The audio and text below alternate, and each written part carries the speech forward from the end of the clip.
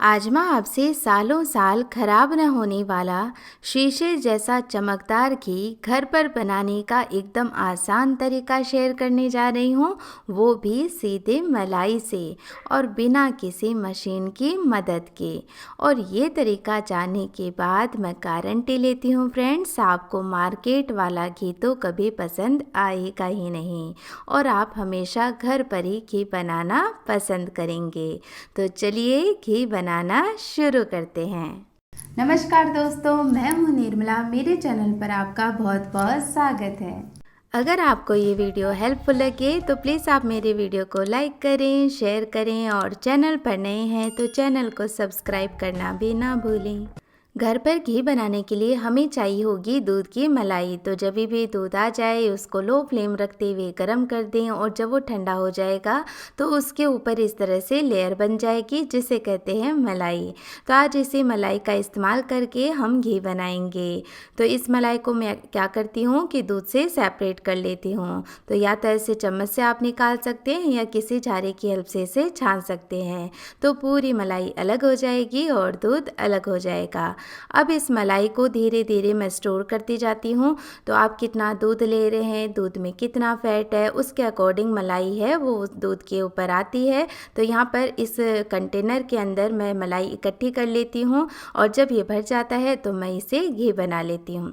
अब ये जो मलाई होती है आपको फ्रिज में स्टोर नहीं करनी है, क्योंकि यदि 2-3 दिन की मलाई हो तो फ्रिज में ख़राब नहीं होती है। लेकिन यदि आप लंबे समय तक मलाई इकट्ठी करके फिर घी बनाते हैं तो इसके लिए आपको इसे फ्रीजर के अंदर स्टोर करना होगा। तो फ्रीजर के अंदर स्टोर करने से मलाई एक बर्फ़ के रूप में कन्वर्ट हो जाती है, तो वो महीनों तक भी ख़राब नहीं होती है। तो इस तरह फ्रीजर के अंदर मैं मलाई स्टोर करती रहती हूँ और जब मैं कुछ दिनों की मलाई इकट्ठी कर लेती हूँ तब मलाई से घी बना लेती हूँ। तो यहाँ पर मैं फ्रिज को बंद कर देती हूँ, मुझे थोड़ी और मलाई इकट्ठी करनी है। तो ये देखिए कुछ ही दिन में जो कंटेनर है वो पूरा भर जाता है और जैसा कि मैंने बताया कि दूध पर डिपेंड करता है कि उसमें कितना फैट है, तो उसी के अकॉर्डिंग मलाई आएगी। तो यहाँ पर ये जो कंटेनर है वो पूरा भर गया है। अब क्योंकि इसमें बर्फ़ जमी हुई है तो हम इसे ऐसे ही छोड़ देंगे जब तक ये डिफ्रॉस्ट ना हो जाए या रूम टेम्परेचर पर ना आ जाए। अभी ये मलाई रूम टेम्परेचर पर आ गई है। तो घी बनाने के लिए मैं कुछ आज चीज़ें आपको दिखा देती हूँ। जैसे कि मैंने ये 3 चीज़ें इकट्ठी की हैं जो नॉर्मली हमारी किचन में अवेलेबल रहती हैं। तो जो ये पहली चीज़ है वो है ये मथनी। तो हमारे यहाँ तो इसे मथनी कहा जाता है, हो सकता है आप इसे और कुछ बुलाते हो। तो आप इसे क्या कहकर बुलाते हैं मुझे कमेंट करके ज़रूर बताइएगा। इसी के साथ मैंने ली है ये रई। तो ये रई भी घी बनाने में काफ़ी हेल्पफुल होती है। तो इससे ये देखिए इस तरह घुमाना काफ़ी ज़्यादा आसान हो जाता है, तो थोड़ा सा फास्ट वर्क करती है, लेकिन मुझे ये इतनी ईजी नहीं लगती है। और ये तीसरी चीज़ है हैंड ब्लेंडर। तो ये तो भाई मशीन है तो मशीन की तरह काम करेगी, तो इससे तो काम है वो और भी ज़्यादा जल्दी और आसान हो जाता है। तो यदि आपके पास ये है तो कोई परेशानी नहीं है, आप मशीन का इस्तेमाल करके घी बना सकते हैं।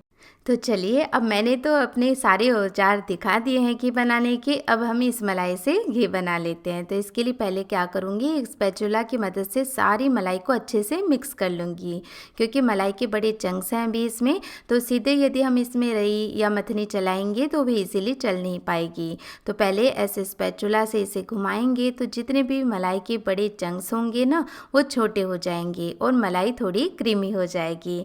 अब देखिए मलाई है वो रूम टेम्परेचर पर आ गई है, तो फटाफट से ये एक क्रीमी फॉर्म में आ जाएगी।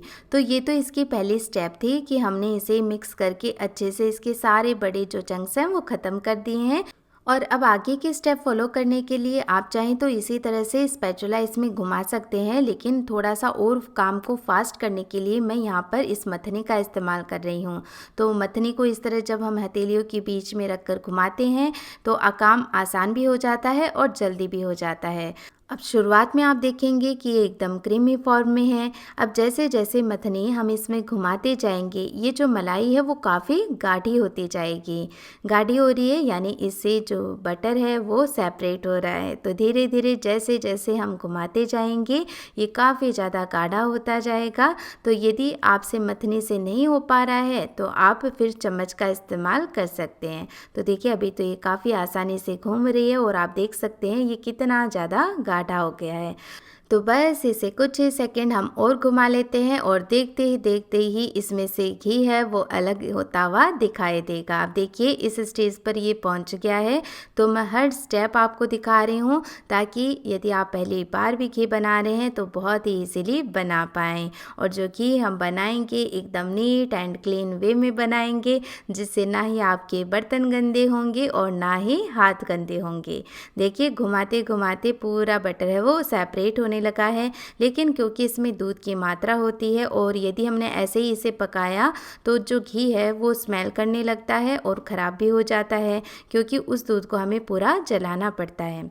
तो इसके लिए हम क्या करेंगे, इसमें अब ठंडा पानी डालेंगे। तो ठंडा पानी डालकर इसे मिक्स करेंगे तो बड़े बड़े चंक्स इस घी के बन जाएंगे, तब दूध अलग हो जाएगा इसमें से और घी अलग हो जाएगा।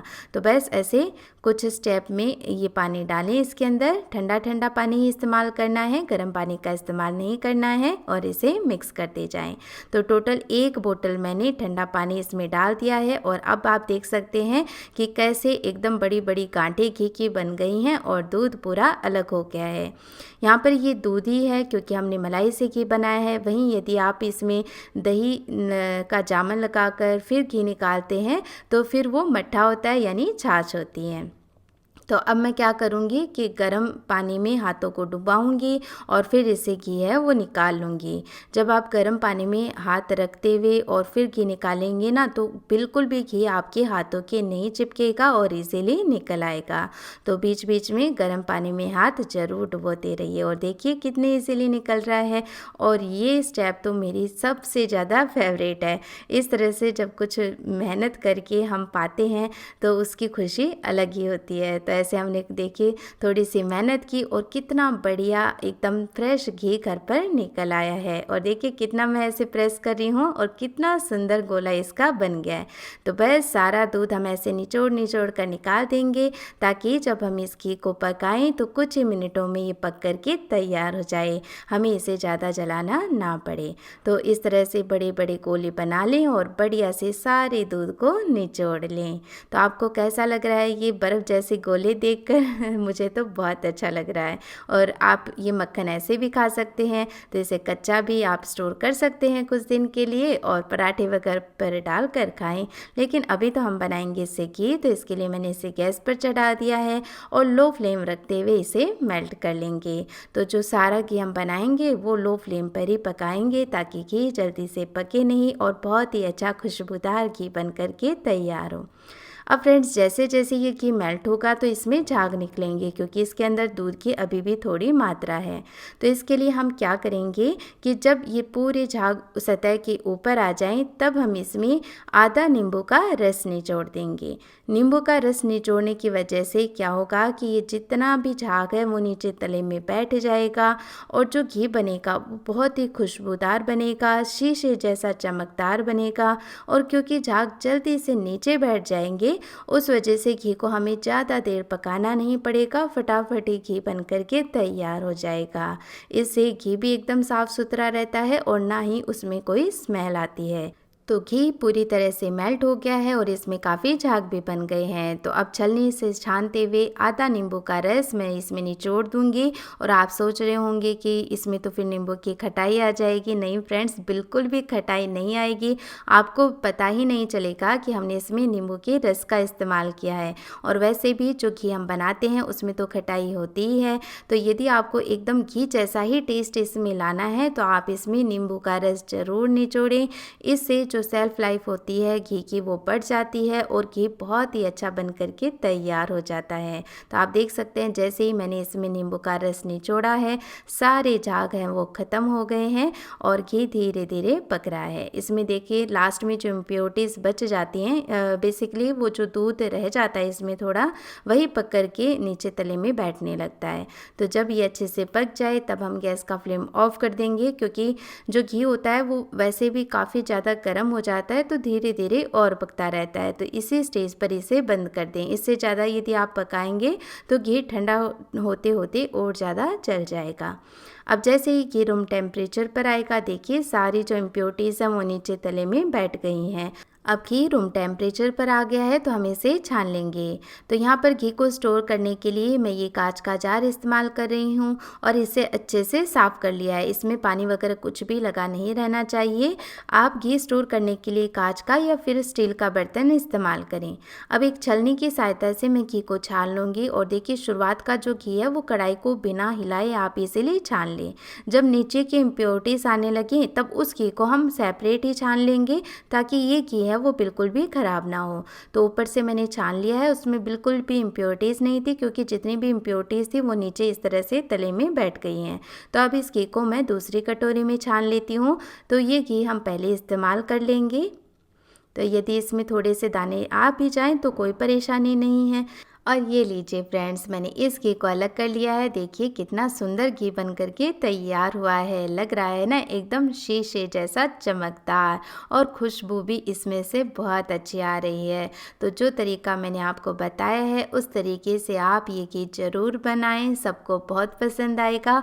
और जो घी खाना पसंद भी नहीं करते हैं उसकी स्मेल की वजह से वो भी घी खूब चाह कर खाएंगे। तो घी खाना भी हमारी सेहत के लिए बहुत ज़रूरी है। तो लिमिट में खाएं लेकिन ज़रूर खाएं। और वैसे भी त्यौहार आ रहे हैं तो घर पर ही एकदम फ्रेश और बढ़िया घी बनाकर जब हम मिठाइयाँ बनाएंगे तो वो मिठाइयाँ और भी ज़्यादा टेस्टी बनेगी। तो फ्रेंड्स, यदि आपको ये वीडियो हेल्पफुल लगा हो तो प्लीज़ इस वीडियो को लाइक और शेयर करें और कमेंट करके मुझे ज़रूर बताएं कि आपको घी बनाना अच्छा लगा कि नहीं लगा। अपना कीमती समय देने के लिए आपका बहुत बहुत धन्यवाद। मिलते हैं एक और नए वीडियो के साथ, तब तक के लिए टेक केयर, बाय बाय।